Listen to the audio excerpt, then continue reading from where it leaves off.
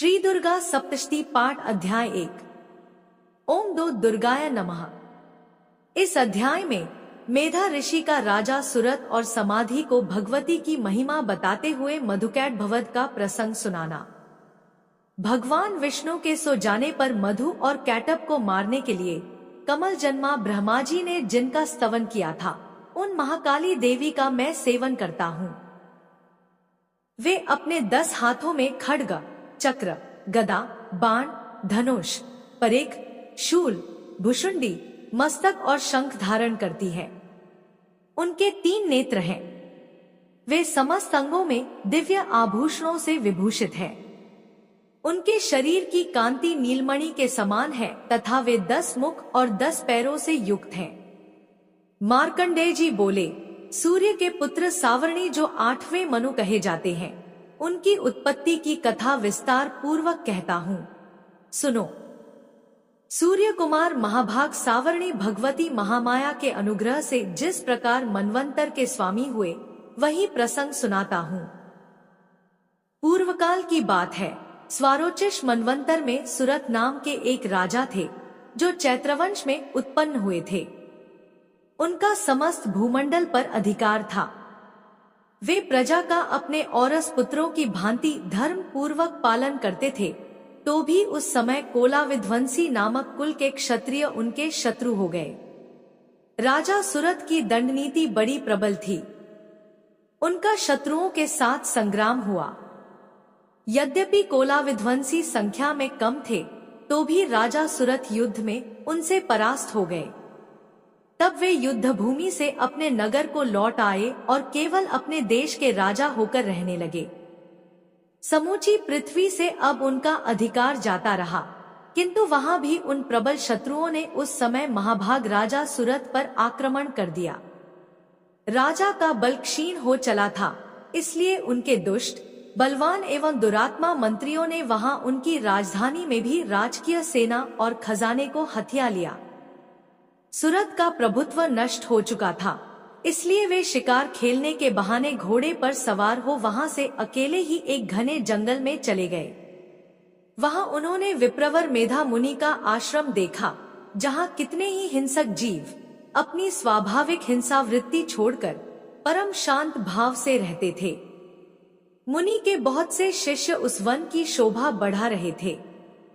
वहां जाने पर मुनि ने उनका सत्कार किया और वे उन मुनिश्रेष्ठ के आश्रम पर इधर उधर विचरते हुए कुछ काल तक रहे।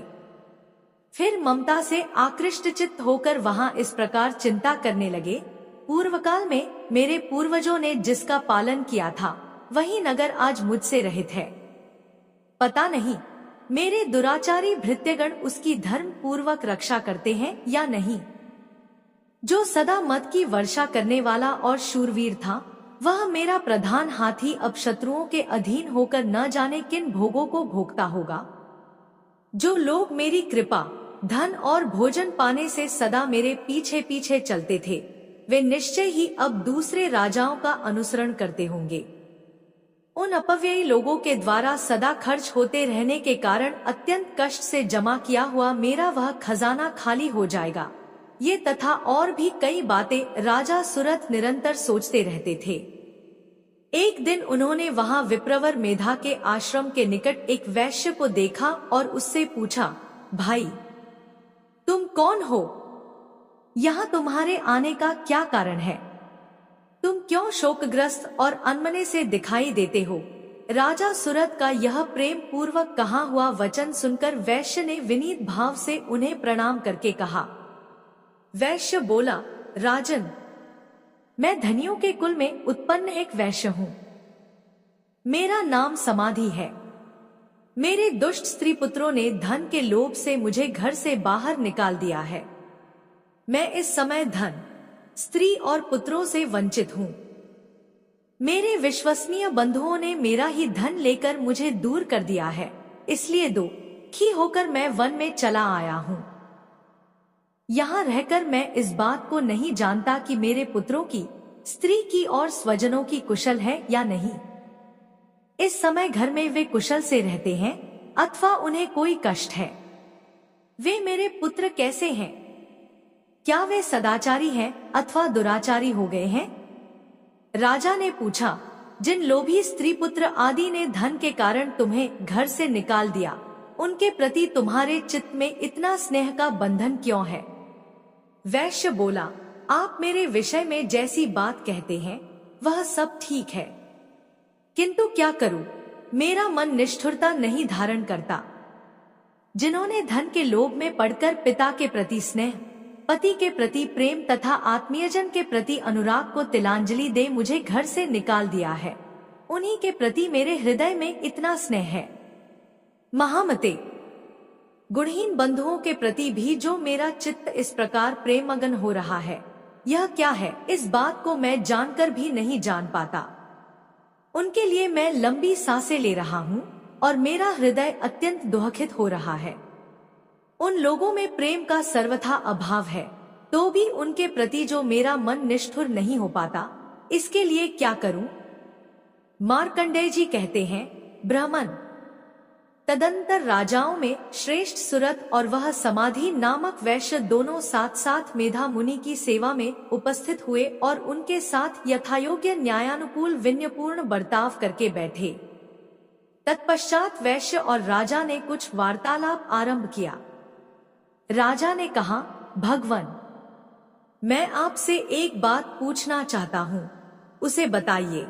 मेरा चित्त अपने अधीन न होने के कारण वह बात मेरे मन को बहुत दुख देती है।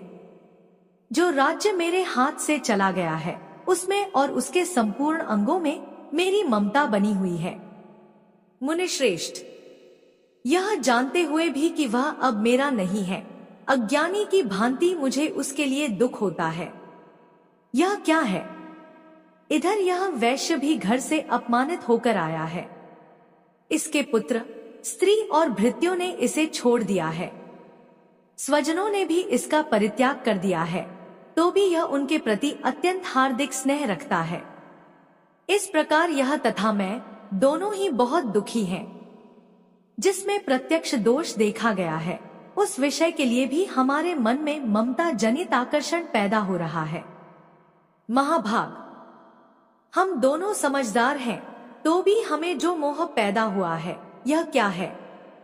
विवेक शून्य पुरुष की भांति मुझमें और इसमें भी यह मूढ़ता प्रत्यक्ष दिखाई देती है। ऋषि बोले, महाभाग, विषय मार्ग का ज्ञान सब जीवों को है। इसी प्रकार विषय भी सबके लिए अलग अलग हैं। कुछ प्राणी दिन में नहीं देखते और दूसरे रात में ही नहीं देखते, तथा कुछ जीव ऐसे हैं जो दिन और रात्रि में भी बराबर ही देखते हैं। यह ठीक है कि मनुष्य समझदार होते हैं, किंतु केवल वे ही ऐसे नहीं होते। पशु, पक्षी और मृग आदि सभी प्राणी समझदार होते हैं। मनुष्यों की समझ भी वैसी ही होती है जैसी उन मृग और पक्षियों की होती है, तथा जैसी मनुष्यों की होती है वैसी ही उन मृग पक्षी आदि की होती है। यह तथा अन्य बातें भी प्रायः दोनों में समान ही हैं। समझ होने पर भी इन पक्षियों को तो देखो, ये स्वयं भूख से पीड़ित होते हुए भी मोहवश बच्चों की चोंच में कितने चाव से अन्न के दाने डाल रहे हैं।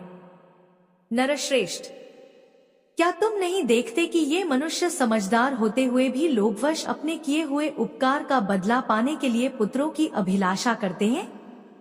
यद्यपि उन सब में समझ की कमी नहीं है, तथापि वे संसार की स्थिति जन्म मरण की परंपरा बनाए रखने वाले भगवती महामाया के प्रभाव द्वारा ममता में भंवर से युक्त मोह के गहरे गर्त में गिराए गए हैं। इसलिए इसमें आश्चर्य नहीं करना चाहिए। जगदीश्वर भगवान विष्णु की योग निद्रा रूपा जो भगवती महामाया है, उन्हीं से यह जगत मोहित हो रहा है।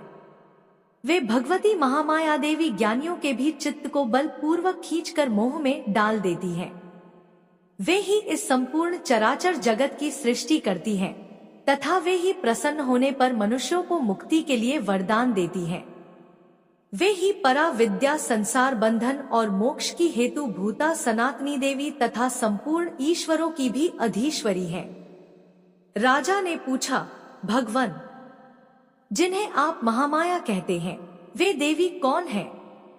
ब्राह्मण, उनका आविर्भाव कैसे हुआ? तथा उनके चरित्र कौन कौन है। ब्रह्मवेत्ताओं में श्रेष्ठ महर्षि।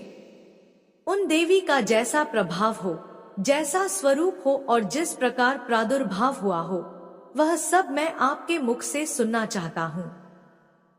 ऋषि बोले, राजन, वास्तव में तो वे देवी नित्य स्वरूपा ही हैं।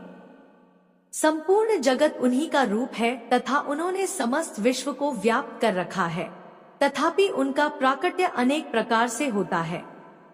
वह मुझसे सुनो। यद्यपि वे नित्य और अजन्मा हैं, तथापि जब देवताओं का कार्य सिद्ध करने के लिए प्रकट होती हैं, उस समय लोक में उत्पन्न हुई कहलाती हैं।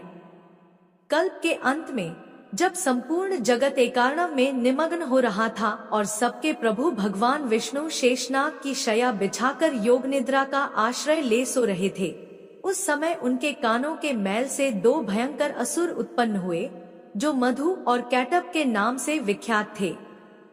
वे दोनों ब्रह्मा जी का वध करने को तैयार हो गए। भगवान विष्णु के नाभि कमल में विराजमान प्रजापति ब्रह्मा जी ने जब उन दोनों भयानक असुरों को अपने पास आया और भगवान को सोया हुआ देखा, तब एकाग्र चित्त होकर उन्होंने भगवान विष्णु को जगाने के लिए उनके नेत्रों में निवास करने वाली योग निद्रा का स्तवन आरंभ किया, जो इस विश्व की अधीश्वरी, जगत को धारण करने वाली, संसार का पालन और सहार करने वाली तथा तेज स्वरूप भगवान विष्णु की अनुपम शक्ति है। उन्हीं भगवती निद्रा देवी की भगवान ब्रह्मा स्तुति करने लगे।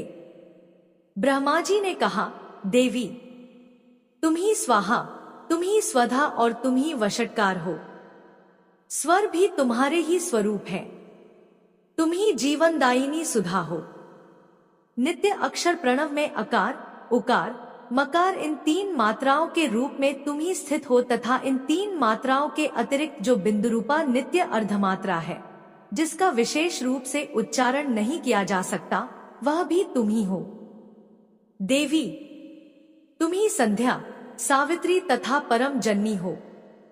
देवी, तुम ही इस विश्व ब्रह्मांड को धारण करती हो। तुमसे ही इस जगत की सृष्टि होती है। तुम ही से इसका पालन होता है और सदा तुम ही कल्प के अंतर में सबको अपना ग्रास बना लेती हो। हे देवी, इस जगत की उत्पत्ति के समय तुम सृष्टि रूपा हो, पालन काल में स्थिति रूपा हो तथा कल्पांत के समय संहार रूप धारण करने वाली हो। तुम ही महाविद्या, महामाया, महामेधा, महासमृति, महामोहरूपा, महादेवी और महासुरी हो। तुम ही तीनों गुणों को उत्पन्न करने वाली सबकी प्रकृति हो। भयंकर कालरात्रि, महारात्रि और मोहरात्रि भी तुम ही हो। तुम ही श्री, तुम ही ईश्वरी और तुम ही बोधस्वरूपा बुद्धि हो। लज्जा, पुष्टि, तुष्टि, शांति और क्षमा भी तुम ही हो। तुम खड्गधारिणी, शूलधारिणी, घोर रूपा तथा गदा, चक्र, शंख और धनुष धारण करने वाली हो। बाण, भुषुंडी और परिख ये भी तुम्हारे अस्त्र हैं। तुम सौम्य और सौम्यतर हो। इतना ही नहीं, जितने भी सौम्य एवं सुंदर पदार्थ हैं, उन सब की अपेक्षा तुम अत्यधिक सुंदरी हो। पर और अपर सबसे परे रहने वाली परमेश्वरी तुम ही हो। सर्वस्वरूपे देवी, कहीं भी सतसत रूप जो कुछ वस्तुएं हैं और उन सब की जो शक्ति है, वह तुम ही हो। ऐसी अवस्था में तुम्हारी स्तुति क्या हो सकती है? जो इस जगत की सृष्टि, पालन और सहार करते हैं, उन भगवान को भी जब तुमने निद्रा के अधीन कर दिया है, तब तुम्हारी स्तुति करने में यहाँ कौन समर्थ हो सकता है? मुझको, भगवान शंकर को तथा भगवान विष्णु को भी तुमने ही शरीर धारण कराया है, अतः तुम्हारी स्तुति करने की शक्ति किसमें है? देवी, तुम तो अपने इन उदार प्रभावों से ही प्रशंसित हो। ये जो दोनों दुर्धर्ष असुर मधु और कैटब हैं, इनको मोह में डाल दो और जगदीश्वर भगवान विष्णु को शीघ्र ही जगा दो। साथ ही इनके भीतर इन दोनों महान असुरों को मार डालने की बुद्धि उत्पन्न कर दो। ऋषि कहते हैं, राजन, जब ब्रह्मा जी ने वहां मधु और कैटब को मारने के उद्देश्य से भगवान विष्णु को जगाने के लिए तमोगुण की अधिष्ठात्री देवी योगनिद्रा की इस प्रकार स्तुति की, तब वे भगवान के नेत्र, मुख, नासिका, बाहु, हृदय और वक्ष स्थल से निकलकर अव्यक्त जन्मा ब्रह्मा जी की दृष्टि के समक्ष खड़ी हो गई। योग निद्रा से मुक्त होने पर जगत के स्वामी भगवान जनार्दन उस एकार्णव के जल में शेषनाग की शया से जाग उठे। फिर उन्होंने उन दोनों असुरों को देखा। वे दुरात्मा मधु और कैटब अत्यंत बलवान तथा पराक्रमी थे और क्रोध से लाल आंखें किए ब्रह्मा जी को खा जाने के लिए उद्योग कर रहे थे। तब भगवान श्रीहरि ने उठकर उन दोनों के साथ 5000 वर्षों तक केवल बाहुयुद्ध किया। वे दोनों भी अत्यंत बल के कारण उन्मत्त हो रहे थे। इधर महामाया ने भी उन्हें मोह में डाल रखा था, इसलिए वे भगवान विष्णु से कहने लगे, हम तुम्हारी वीरता से संतुष्ट हैं, तुम हम लोगों से कोई वर मांगो। श्री भगवान बोले, यदि तुम दोनों मुझ पर प्रसन्न हो तो अब मेरे हाथ से मारे जाओ। बस इतना सा ही मैंने वर मांगा है, यहाँ दूसरे किसी वर से क्या लेना है। ऋषि कहते हैं, इस प्रकार धोखे में आ जाने पर जब उन्होंने संपूर्ण जगत में जल ही जल देखा, तब कमलनयन भगवान से कहा, जहाँ पृथ्वी जल में डूबी हुई न हो, जहाँ सूखा स्थान हो, वहीं हमारा वध करो। ऋषि कहते हैं, तब तथास्तु कहकर शंख, चक्र और गदा धारण करने वाले भगवान ने उन दोनों के मस्तक अपनी जांघ पर रखकर चक्र से काट डाले। इस प्रकार ये देवी महामाया ब्रह्मा जी की स्तुति करने पर स्वयं प्रकट हुई थी। अब पुनः तुमसे उनके प्रभाव का वर्णन करता हूँ, सुनो। इस प्रकार श्री मार्कंडेय पुराण में सावर्णिक मनवंतर की कथा के अंतर्गत देवी महात्म्य में मधु कैटब वध नामक पहला अध्याय पूरा हुआ। जय माता दी। मिलते हैं कल नए अध्याय के साथ। अगर आप सभी को वीडियो पसंद आई हो तो हमसे जुड़े रहने के लिए चैनल को सब्सक्राइब जरूर करें। कमेंट में जय माता दी अवश्य लिखें।